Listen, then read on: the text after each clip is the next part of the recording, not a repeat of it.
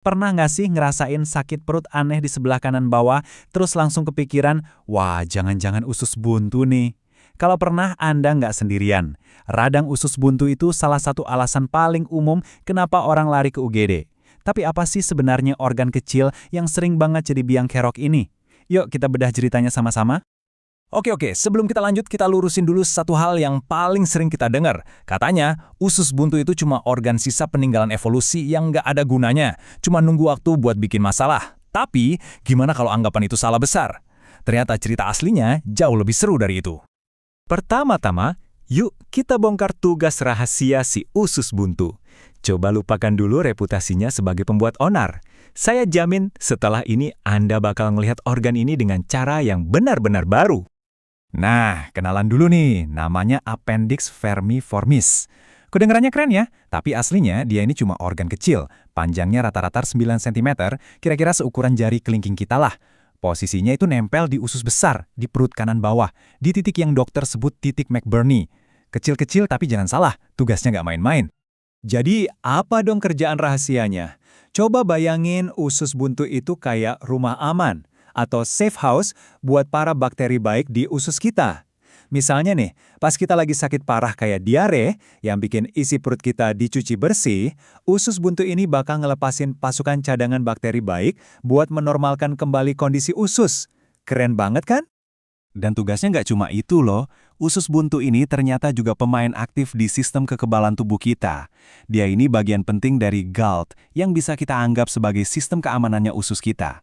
Dia bantu melatih sel-sel imun penting dan memproduksi antibodi buat melawan infeksi. Jadi jauh dari kata nggak berguna, dia ini justru kayak satpam kecil yang selalu waspada. Tentu saja, namanya juga cerita, nggak selamanya berakhir bahagia. Nah, sekarang mari kita lihat gimana pahlawan kecil kita ini bisa tiba-tiba berubah jadi musuh dalam selimut dan memicu kondisi darurat medis. Akar dari semua masalah radang usus buntu atau appendicitis itu sebenarnya simple, penyumbatan. Bayangin aja pipa kecil di rumah yang tiba-tiba mampet. Lendir dan bakteri yang harusnya bisa lewat dengan bebas, sekarang jadi terperangkap di dalam. Akibatnya, tekanan di dalam meningkat dan jadi tempat yang sempurna buat infeksi berkembang biak. Terus, apa sih yang bikin mampet? Penyebab utamanya, sering banget, adalah fekalit. Ini istilah medis buat potongan kecil kotoran yang mengeras kayak batu. Kalau pada anak-anak atau remaja, pembengkakan jaringan imun juga bisa jadi pemicunya. Ada juga sih penyebab lain, tapi itu jarang banget. Uniknya, fekalit ini lebih sering jadi penyebab di negara-negara maju loh. Begitu tersumbat, situasinya bisa memburuk dengan super cepat. Tahap pertama cuma radang biasa, terus infeksinya makin parah dan mulai muncul nanah. Di tahap gangrenosa, jaringan usus buntunya mulai mati karena nggak dapat suplai darah. Dan yang paling bahaya, tahap terakhir, perforasi alias pecah. Yang perlu dicatat, semua proses dari awal sampai akhir ini bisa terjadi dalam waktu kurang dari 24 jam.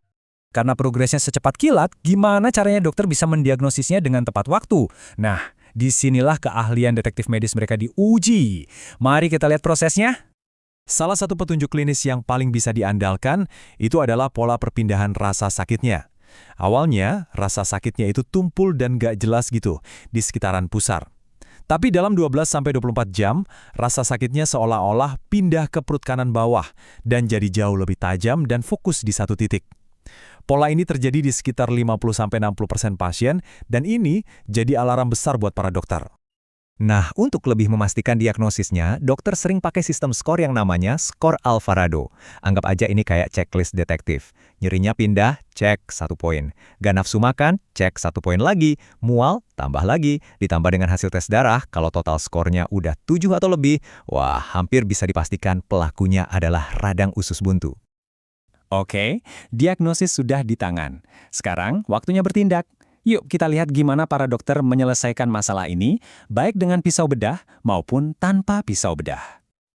Standar emas penanganan zaman sekarang itu adalah operasi laparoskopi, atau yang lebih dikenal sebagai operasi lubang kunci. Keuntungannya jelas banget, rasa sakit setelah operasi jauh lebih ringan, pemulihannya lebih cepat, risiko infeksinya lebih rendah, dan yang pasti bekas lukanya jauh lebih kecil.